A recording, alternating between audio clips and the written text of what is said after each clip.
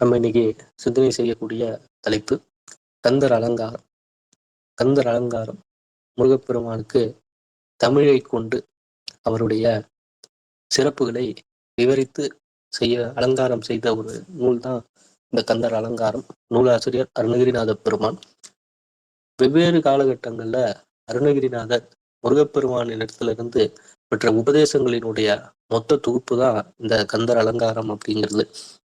அவருடைய வாழ்நாள்ல முருகப்பெருமான் அவருக்கு எதெல்லாம் உணர்த்தினாரோ அது எல்லாத்தையுமே ஒரு தொகுப்பாக, அதையே முருகப்பெருமானுக்கு என்றும் கலையாத ஒரு அலங்காரமாக அருணகிரிநாதர் நமக்கெல்லாம் சூட்டி கொடுத்திருக்கார். மிக மிக மிக சக்தி வாய்ந்த ஒரு அருமையான ஒரு நூல் இந்த கந்தர் அலங்கார நூல். இன்னைக்கு இந்த கந்தர் அலங்காரத்துல நம்ம சிந்தனை செய்யக்கூடிய பாடல் பாத்தீங்கன்னா விநாயகர் காப்பு. எல்லா இதுலயுமே முதல்ல விநாயகர் காப்புல தான் ஆரம்பிச்சு எல்லாமே பண்ணுவாங்க.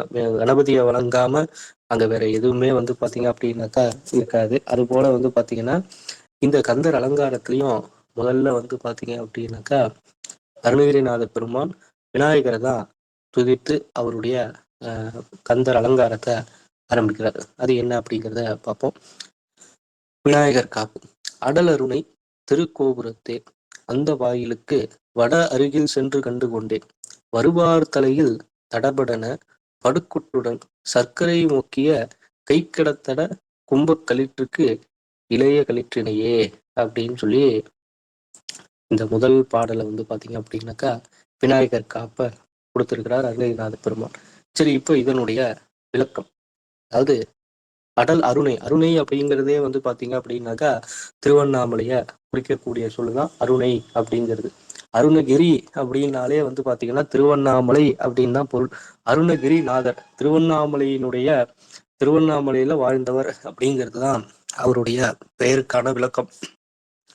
அப்படிப்பட்ட அந்த அருணகிரியில திருவண்ணாமலையில கோபுரத்துக்கு வடபாகத்தில், வட அருகில் அப்படின்னாக்கா வலது பாகத்திற்கு அருகாமையில், சரி, சர்க்கரை முக்கிய அப்படின்னாக்கா சர்க்கரை இருக்கு இல்லையா, சர்க்கரையை துதிக்கையில ஏந்தி வச்சிருக்கிறாராம். சரி, சர்க்கரை முக்கிய கை கடத்தல கும்ப களிற்றுக்கு இளைய களிற்றினையே. அதாவது இதுல பாத்தீங்க அப்படின்னாக்கா களிறு அப்படின்னாலே நம்ம எல்லாருக்கும் தெரியும் யானை. யானை முகத்தை உடைய விநாயகமூர்த்தி, அவரினுடைய சகோதரனாக விளங்கக்கூடியவர். கும்ப களிற்றுக்கு இளைய களிற்று, விநாயக பெருமானினுடைய இளைய சகோதரன் முருகன். அவருடைய திருவருளும் வேணும் அப்படின்னு சொல்லி இந்த முருகப்பெருமானினுடைய திருவருள் பெறுவதற்காக முதல்ல நம்ம விநாயகரை வணங்குறோம். அந்த விநாயகர் எப்படி இருக்காரு அப்படிங்கன்னா, அறுபடை வீடு விநாயகருக்கு அறுபடை வீடுல திருவண்ணாமலையும் ஒண்ணு. அதுல பாத்தீங்க அப்படின்னாக்கா சொல்றாரு, திருவண்ணாமலையில கோபுரம் இருக்கு, அந்த கோபுரத்துக்கு வடபாகத்துல, அந்த வடபாகத்துல வீற்றிருக்கிறார் அப்படின்னு சொல்லிட்டு எப்படி வீற்றிருக்கிறாரா, துதிக்கையோட அந்த துதிக்கையில சக்கரத்தை, அதாவது சர்க்கரையை ஏந்திட்டு இருக்கிறாரு. அதுக்கு அடுத்தது இங்க இவரை வழிபடக்கூடியவர்கள்லாம் எப்படி இருக்காங்க, தடபடன குட்டுடன், குட்டு அதாவது பாத்தீங்கன்னா பிள்ளையார் குட்டுன்னு சொல்லி நம்ம இதுல எல்லாம் பாத்தீங்கன்னா இந்த ரெண்டு பக்கமும் நெத்தியில குட்டிக்கிறாங்க இல்லையா, அதனால அந்த பிள்ளையார் குட்டு குட்டி மக்கள் எல்லாம் வழிபடுறாங்க. அப்படி வழிபடக்கூடிய மக்களுக்கு இவர் ஞானத்தையும் அவர்கள் வேண்டுவதையும் பாத்தீங்க அப்படின்னாக்கா வரமாக வாரி வழங்குகிறார் அருளை அப்படின்னு சொல்லி இந்த விநாயக மூர்த்திய வழிபாடு பண்றேன். எதுக்காக, இந்த இந்த விநாயக மூர்த்தியை எதுக்கு நான் வழிபாடு பண்றேன்னா, அடுத்து நான் கந்தர் அலங்காரத்தை இயற்ற போறேன், அதுல எந்த தடையும் வரக்கூடாது அப்படிங்கிறதுனால இந்த விநாயகரை வழிபாடு பண்றேன் அப்படின்னு சொல்லிட்டு முதல்லயே விக்னராஜரான விக்னமூர்த்தியான விநாயகரை வழிபாடு பண்ணி தன்னுடைய அலங்கார செய்யுள ஆரம்பிச்சிருக்கார் அருணகிரிநாதர். ரொம்ப அற்புதமான ஒரு நூல் இந்த கந்தர் அலங்காரம். அதுல இன்னைக்கு முதல் பாடல் நம்ம இன்னைக்கு சிந்தனை பண்ணியிருக்கோம். வாய்ப்பளித்த அடியார்களுக்கும் இறைவனுக்கும் நன்றி கூறி அடியனுடைய உரையை நிறைவு செய்து கொள்கிறேன். சிவாய நம. திருச்சிற்றம்பலம். வெற்றிவேல் முருகனுக்கு அரோகரா. மிக்க நன்றி. இந்த கந்தர் அலங்கார பாடல் எனக்கு ரொம்ப பர்சனலா சொல்லணும் அப்படின்னாக்கா, இந்த கந்தர் அலங்காரத்தை மாதிரி ஒரு சிறப்பு வாய்ந்த நூல் நிறைய நூல்கள் உண்டு. அதாவது சொல்லுவாங்க, திருவாசகத்திற்கு உருகாதர் ஒரு வாசகத்துக்கு உருகாதர். அது மாதிரி ஏகப்பட்ட நூல்கள் உண்டு. திருவாசகத்திலிருந்து ஏகப்பட்ட திவ்ய பிரபந்தங்கள் ஆகட்டும், திருமுறைகள் ஆகட்டும், இப்படி எல்லா விதமான நூல்களும் உண்டு. அது அவரவருடைய அவரவர் வாழ்க்கையில ஏதாவது ஒரு காலகட்டத்துல ஏதாவது ஒரு தாக்கத்தை ஏற்படுத்தியிருக்கும். என்னுடைய வாழ்நாள்ல இந்த கந்தர் அலங்காரம் வந்து படிக்க ஆரம்பிச்சதுக்கு அப்புறமேட்டு வாழ்க்கையில நிறைய மாற்றங்கள்.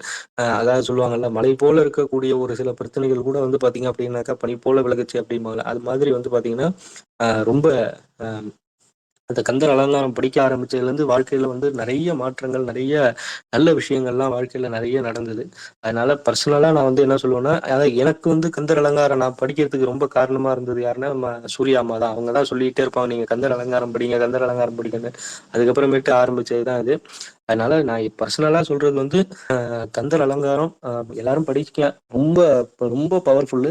கண்டிப்பா நம்ம நினைச்சதும் நடக்கும், நினைக்காததையும் முருகப்பெருமான் வந்து நடத்தி கொடுப்பார்.